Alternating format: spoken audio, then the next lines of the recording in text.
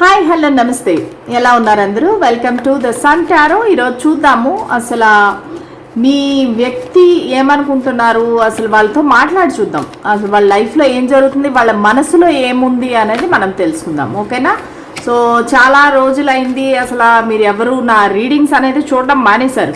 అందుకని మీ అందరికీ ఒక ఫేవరెట్ రీడింగ్ చేస్తున్నాను.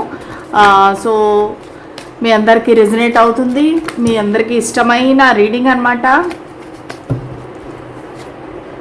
ఓకే, ఇది ఒక వెరైటీ సెటప్. సో చూద్దాం అసలు మీ వ్యక్తి గురించి మీరు తలుచుకోండి, వాళ్ళ పేరును 3 సార్లు అనుకోండి, ఆ తర్వాత ఈ రీడింగ్ చూడండి, ఖచ్చితంగా మీకు రెజనేట్ అవుతుంది.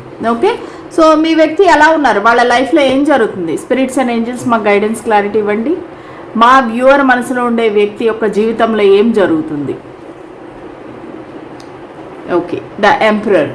సో మీ వ్యక్తి చాలా మంచి అథారిటేటివ్ పొజిషన్లో ఉన్నారు, అన్ని విధాలుగా మంచి ఒక ఉన్నతమైన స్థానంలో ఉన్నారు. సో వాళ్ళ కింద మాట వినేవాళ్ళు కానీ, వాళ్ళ కింద వర్క్ చేసేవాళ్ళు కానీ అందరూ కూడా ఉన్నారు. సో అంటే వాళ్ళ పైన చాలా రెస్పాన్సిబిలిటీస్ ఉన్నాయి. అట్ ద సేమ్ టైం వాళ్ళకి చాలా మంచి పరువు ప్రతిష్ట ఉన్నాయి, మంచి మర్యాదలు ఉన్నాయి. సో వాళ్ళు ఏంటంటే వాళ్ళ పని కానీ, బిజినెస్ కానీ, వాళ్ళ జాబ్ కానీ దాంట్లో పడి చాలా బిజీగా ఉన్నారు. ప్లస్ రెస్పాన్సిబిలిటీస్ ఎక్కువ. వాళ్ళ అంటే అందరినీ చాలా కేర్ఫుల్గా చూసుకుంటారు, చాలా protective energy. At the same time చాలా ఒక స్టబర్న్ ఎనర్జీ, ఒక డామినేటింగ్ ఎనర్జీ అనేది కూడా కనబడతా ఉంది. సో మీ వ్యక్తి ఉన్న తన వయసుకి మించి ఆలోచిస్తారనమాట. ఏంటంటే ఒక రకంగా చెప్పాలంటే ఒక మోర్ మెచ్యూర్డ్ అని చెప్పచ్చు. వాళ్ళు ఏంటంటే తన వయసుకి మించి ఒక పెద్దవారిలాగా ఆలోచించడము, ఎందుకంటే తన మీద ఆధారపడిన వాళ్ళందరినీ బాగా చూసుకోవాలి కాబట్టి వాళ్ళు ఒక్కళ్ళే ఆ ఫ్యామిలీలో ఒక అర్నింగ్ పర్సన్ అయి ఉండొచ్చు. అంటే వాళ్ళపైన మొత్తం కుటుంబం అంతా ఆధారపడి ఉండొచ్చు, లేదంటే ఒక కంపెనీనే ఆధారపడి ఉండొచ్చు. సో ఆ విధంగా ఒక మంచి పొజిషన్లో అయితే మీ వ్యక్తి కనబడుతున్నారు. ఇంకా చూద్దాము అసలు మీ వ్యక్తి జీవితంలో ఏం జరుగుతుంది. ఓకే, చాలా ఒక దాన ధర్మాలు చేయటం కానీ, ఒక పుణ్య కార్యక్రమాలు చేయటం కానీ, మంచి స్పిరిచువల్ వర్క్ చేయటం కానీ ఇవన్నీ చేస్తున్నారు. ప్లస్ ఏంటంటే అందరితోనూ చాలా బ్యాలెన్స్డ్గా ఉంటున్నారు. ఎవరితోని ఒకరితో ఎక్కువగా ఒకరితో తక్కువగా కాకుండా అందరితో చాలా సమానమైన భావంతో ఉంటున్నారు. ఈక్వల్ గివ్ అండ్ టేక్ చేస్తున్నారు. ఒక బ్యాలెన్స్ అనేది ఉంది వాళ్ళ లైఫ్లో ప్రస్తుతానికి. చాలా మంచి ఒక బ్యాలెన్స్డ్ ఎనర్జీ అనేది నాకు ఇక్కడ కనిపిస్తూ ఉంది. ఓకే, ఇప్పుడు అడుగుదాము అసలు మీ గురించి ఏం ఆలోచిస్తున్నారు, నా వ్యూవర్ గురించి మీరు ఏం ఆలోచిస్తున్నారు. The moon. ఓకే, సో మీ గురించి వాళ్ళకి పెద్దగా క్లారిటీ అనేది లేదండి, ఎందుకంటే వాళ్ళకి మీ గురించి పెద్దగా తెలీదు. అంటే మీరు మనసులో ఏమనుకుంటున్నారు, అసలు మీరు నమ్మచ్చా నమ్మకూడదా, మీలో ఒక 2 షేడ్స్ అనేది వాళ్ళు చూస్తున్నారు. సో ఒక షేడ్లో ఏంటంటే చాలా ప్రేమగా ఉంటారు, చాలా బాగుంటారు. ఇంకొకసారి మరు నిమిషంలోనే మీరు అసలు నువ్వెవరు అన్నట్టుగా అంటి ముట్టనట్టుగా ఉంటారు. సో వాళ్ళకి అర్థం కావట్లేదు అసలు మీరు ఎవరు, మీరు ఎలాంటి వారు అనేది. మేబీ మీ మధ్యలో చాలా కాలంగా సంబంధం ఉంటేను కూడా వాళ్ళకి మీరు అర్థం కావటం లేదు. ఒక ఇల్యూజను, ఒక కన్ఫ్యూజన్లో ఉన్నారు. ప్లస్ వాళ్ళకి ఏంటంటే ఇంట్లో వాళ్ళు కూడా వాళ్ళ మదర్ కానీ తల్లి స్థానంలో ఉండేవాళ్ళు కానీ మీ గురించి చెప్పడం కానీ, ఒకవేళ మీ గురించి ఆల్రెడీ తెలిసి ఉంటే ఇంట్లో కనుక సో వాళ్ళు మీ గురించి నెగిటివ్గా చెప్పడము, ఈ వ్యక్తితో జాగ్రత్తగా ఉండు, ఈ పర్సన్తో జాగ్రత్తగా ఉండు, వాళ్ళతో నీకు స్నేహం అనేది మంచిది కాదు అన్నట్టుగా వాళ్ళ ఇంట్లో వాళ్ళైనా చెప్తుండొచ్చు. చాలా ఒక కన్ఫ్యూజ్డ్ స్టేట్ ఆఫ్ మైండ్లో ఉన్నారు.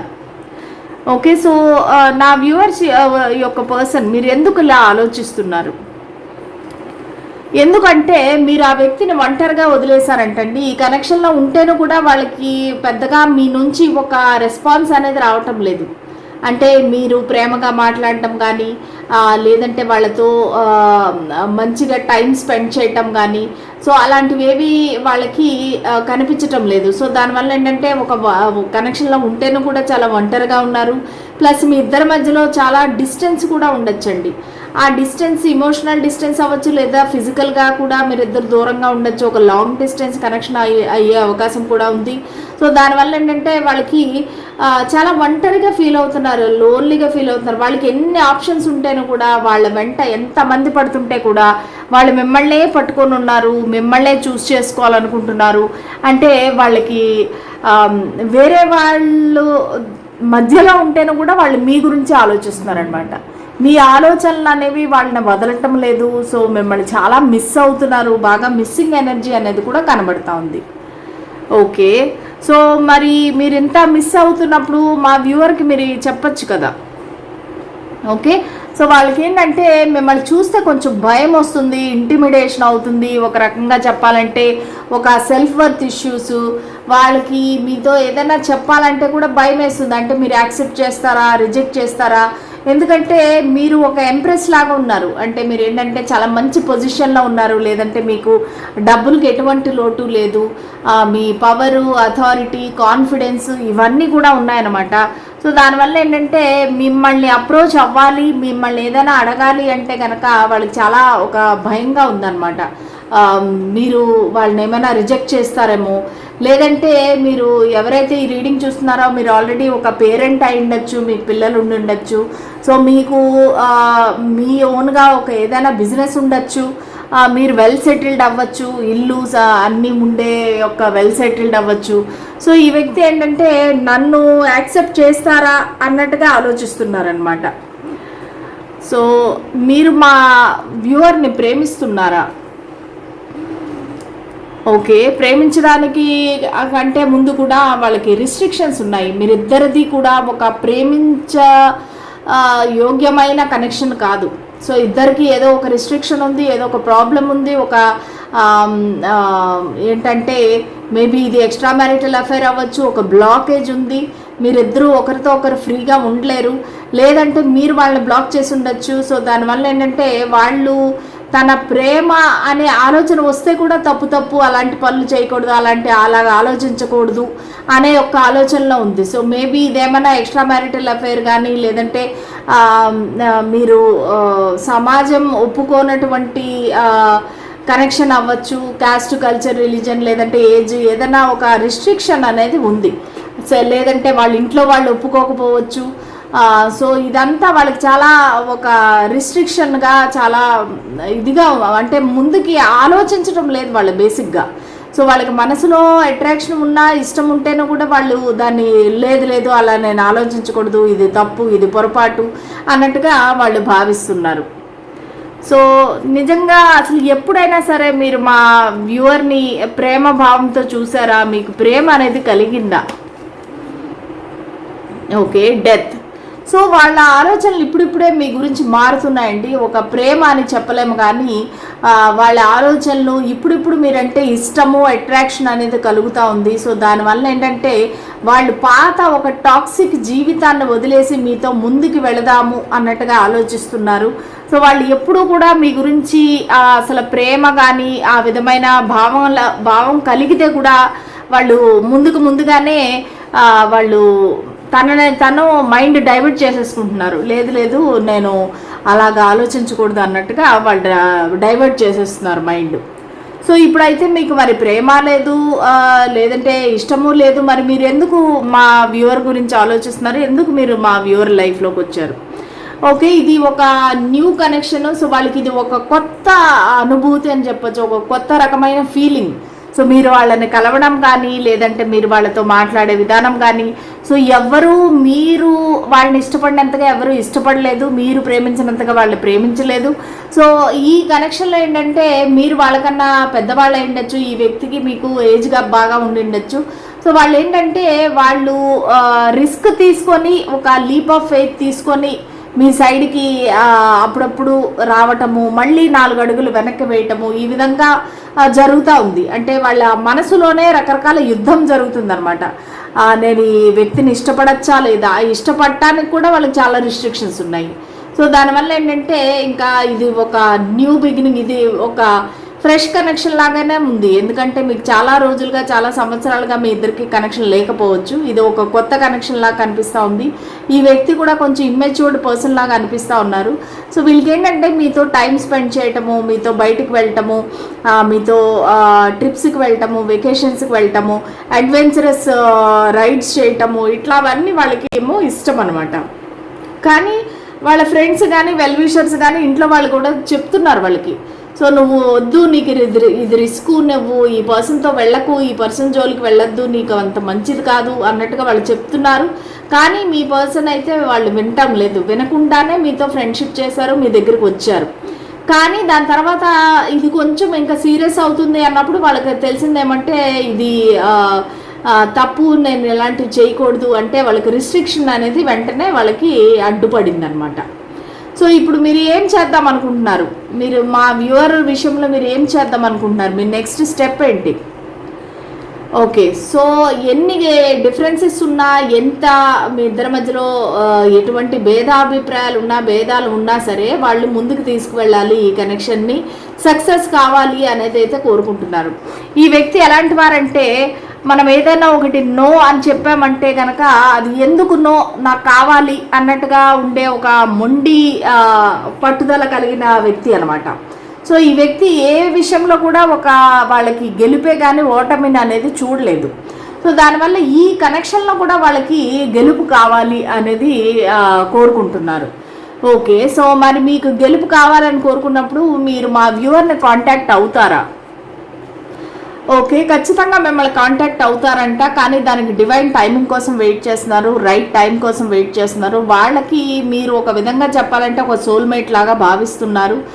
సో ఈ మీరిద్దరూ కలవడం అనేది ఒక యాదృచ్ఛికం కాదు, లేదంటే ఒక కోయిన్సిడెన్స్ కాదు. మీరిద్దరూ కలవడం అనేది అది దైవ నిర్ణయము, యూనివర్స్ మిమ్మల్ని ఇద్దరిని కలపాలి అని రాసి పెట్టింది కాబట్టి మీరిద్దరూ కలిశారు అన్నట్టుగా వాళ్ళైతే ఆలోచిస్తున్నారనమాట. సో మరి మీరు నెక్స్ట్ మా వ్యూవర్ని ఏ విధంగా కాంటాక్ట్ అవ్వబోతారు, నెక్స్ట్ వీళ్ళని మీరు ఎలాగా మాట్లాడతారు? ఓకే, సో వీళ్ళకి చాలా ఒక ఈగో అనేది ఉందండి, చాలా ప్రైడ్, ఈగో. మీ దగ్గరికి రావాలంటే కూడా వాళ్ళకి చాలా తన ఈగోని దాటుకొని రావాలన్నమాట. సో వీళ్ళు ఏంటంటే ఒక రకంగా మంకు పట్టుదల పట్టుకొని దూరంగా నిల్చొని ఉన్నారు. సో మీ దగ్గరికి రావాలంటే కూడా తను గెలవాలి, గెలిస్తేనే వాళ్ళు వస్తారు. అంటే ఏంటంటే మీరు తను చెప్పినట్టుగా వినాలి. మనకు ఫస్ట్ ఏమొచ్చింది? ఎంపరర్ వచ్చింది. ఎంపరర్ ఏంటంటే వాళ్ళు చెప్పిన మాట మీరు వింటేనే వాళ్ళు మీతో ఉంటారనమాట. సో అదేవిధంగా మీ ఇద్దరి మధ్యలో ఒక భయం కూడా ఉంది ఆ వ్యక్తికి. అసలు మీరిద్దరూ కలిస్తే గనక మీ ఇద్దరి మధ్యలో ఏదైనా గొడవ జరిగే అవకాశం ఉంది, లేదంటే మీరు ఏమైనా వాళ్ళని అవమానిస్తారా, లేదంటే మాట్లాడతారా. ప్లస్ నాకు ఇంకొకటి ఏమనిపిస్తుందంటే మీరిద్దరూ ఆల్రెడీ ఒక సపరేషన్లో ఉండొచ్చు, మీ ఇద్దరి మధ్య ఏదైనా గొడవ ఉండొచ్చు. సో దాని పరంగా ఆ వ్యక్తి మీ దగ్గరికి రావాలంటేనూ కూడా కొంచెం భయపడుతున్నారు, ఏదైనా గొడవ అవుతుందేమో అనేసి అనుకుంటున్నారు. ఓకే, ఇంకా ఏం చెప్పాలనుకుంటున్నారు? ఓకే, సో మీతో ఖచ్చితంగా ఒక లైఫ్ అనేది చూస్తున్నారండి, లాంగ్ టర్మ్ ఫ్యూచర్ అనేది చూస్తున్నారు. ఒక మ్యారేజ్, ఒక పిల్లలు, ఇల్లు కట్టుకోవటము, ఇవన్నీ అయితే చూస్తున్నారు. సో వాళ్ళు ఖచ్చితంగా అసలు మీ గురించి అయితే వాళ్ళకి మంచి లాంగ్ టర్మ్ ప్లాన్స్ అనేవి ఉన్నాయి. కాకపోతే ఒక రైట్ టైం కోసం వెయిట్ చేస్తున్నారు. సో మీరంటే ఇష్టం ఉంది, వాళ్ళు ప్రేమ అనేసి వాళ్ళు చెప్పట్లేదు. మీరంటే ఇష్టం ఉంది, మీ దగ్గరికి రావాలనుకుంటున్నారు, కానీ అది ప్రేమ అనేది అయితే వాళ్ళు చెప్పటం లేదు. వాళ్ళు అంటే మనసు ఓపెన్ అప్ అవ్వట్లేదు. అంటే వాళ్ళ మనసులో ఉండే ఆలోచనలు మీకు కూడా తెలియనివ్వకుండా చాలా దాచిపెట్టుకుంటున్నారనమాట. ఎందుకు? మీ పైన వాళ్ళకి నమ్మకం కుదరటం లేదు. నిజంగానే అంటే వాళ్ళ జీవితంలో చాలా దెబ్బలు తిన్నట్టున్నారు. సో మీరు నిజంగానే వాళ్ళని ఇష్టపడుతున్నారా, లేదంటే యాక్షన్ చేస్తున్నారా? సో ఈ విధంగా వాళ్ళు ఆలోచిస్తున్నారు. సో దానివల్ల ఏంటంటే మీకు తన మనసులో ఉండే విషయాలు ఏవి చెప్పలేకపోతున్నారు. ఓకే, అసలు ఎప్పటికైనా మీ మనసులో ఉండే ఇష్టాన్ని నా వ్యూవర్కి క్లియర్గా చెప్తారా? ఖచ్చితంగా చెప్తారండి. ఎందుకంటే 2 ఆఫ్ కప్స్ వచ్చింది. వాళ్ళు మిమ్మల్ని ప్రపోజ్ చేస్తారు. ఆ టైం కూడా దగ్గరలోనే ఉంది. ఆ డివైన్ టైమింగ్ కోసం మీ వ్యక్తి వెయిట్ చేస్తున్నారు. సో ఖచ్చితంగా మీ ఇద్దరికి యూనియన్ అనేది జరుగుతుంది, రీయూనియన్ జరుగుతుంది. ఇది ఎందుకంటే దైవ నిర్ణయము ప్లస్ ఇది సోల్మేట్ కనెక్షన్ కాబట్టి ఖచ్చితంగా మీరిద్దరూ కలుస్తారు. ఇది ఒక ఏమంటారు డివైన్లీ గైడెడ్ కనెక్షను. సో మీరు కలవాలి అని రాసి పెట్టింది కాబట్టి ఖచ్చితంగా మీరిద్దరూ కలుస్తారు. కాకపోతే ఈ వ్యక్తి 2 విషయాలతో జగుల్ చేస్తున్నారు. సో ఇది 2 ఆఫ్ పెంటికల్స్ అనమాట. సో 2 విషయాలతో జగుల్ చేస్తున్నారు. సో ఫస్ట్ ఆ విషయం అనేది వాళ్ళు క్లారిటీ వస్తే కనుక అప్పుడు ఖచ్చితంగా మీ దగ్గరికి వచ్చి వాళ్ళు మీకు ప్రపోజ్ చేసి, ఎందుకంటే 2 విషయాల్లో వాళ్ళు స్ట్రగుల్ అవుతున్నారు. అంటే నేను ఏ పక్క వెళ్ళాలి, ఈ పక్క వెళ్ళాలా, ఈ వ్యక్తిని చూస్ చేసుకోవాలా, ఈ వ్యక్తిని చూస్ చేసుకోవాలా, లేదంటే మీ కనెక్షను ప్లస్ వాళ్ళ బిజినెస్ కానీ వాళ్ళ జాబ్ కానీ, సో ఇవన్నీ ఏంటంటే వాళ్ళు జగుల్ చేస్తున్నారు. మీరు ఇంకొక వ్యక్తి కానీ మీరు తన జాబ్ కానీ జగుల్ చేస్తున్నారు. సో దానివల్ల ఏంటంటే బ్యాలెన్స్ అనేది కావాలని కోరుకుంటున్నారు. ఈ వీళ్ళ జగ్లింగ్ ఏదైతే ఉందో దానిలో బ్యాలెన్స్ రావాలి అని కోరుకుంటున్నారు. కానీ ఖచ్చితంగా వాళ్ళ మనసులో ఉండేదంతా మీ ఫీలింగ్స్ అనేవి వాళ్ళు మీకు చెప్తారు. చెప్పి మీతో ఒక లాంగ్ టర్మ్ అనేది కనెక్షన్కి ప్లానింగ్ అనేది చేస్తున్నారు. డివైన్ టైమింగ్ వచ్చినప్పుడు వాళ్ళు మీ దగ్గరికి ఖచ్చితంగా వస్తారు. సో మీరంటే ఇష్టం ఉంది, మీరు దానికి భయపడే పనే లేదు. వాళ్ళ ప్రేమ కూడా ఉంది. చూసారా, లాస్ట్కి మనకు చెప్పేశారు. సో వాళ్ళకి మీరంటే ప్రేమ ఉంది. ఇది మ్యూచువల్, ఇది 1 సైడెడ్ కాదు. ఒకవేళ మీరు భయపడుతుంటే కనుక ఇది 1 సైడ్ లవ్ ఏమో అనేసి మీరు అనుకుంటే కనుక కాదండి, ఇది మ్యూచువల్గా ఇద్దరు 2 సైడ్లా కూడా ఇద్దరు ఒకరినొకరు ప్రేమించుకుంటున్నారు. సో ఇష్టపడుతున్నారు. సో మీ ఇద్దరు కలవడం అనేది దేవుడు రాశాలు. అంటే ఏంటంటే యూనివర్స్ డిసైడ్ చేసింది. ఇది ఏదంటే డివైన్ గైడెడ్ కనెక్షన్ ఇది. ఓకే, సో ఇదండి ఇవాల్టి లవ్ రీడింగ్. మీకు ఎలా అనిపించింది, నచ్చిందా, రెజనేట్ అయిందా? అయితే కనుక నా కామెంట్ సెక్షన్లో తెలియజేయండి. సో అందరికీ divine blessings. Thank you so much. Bye.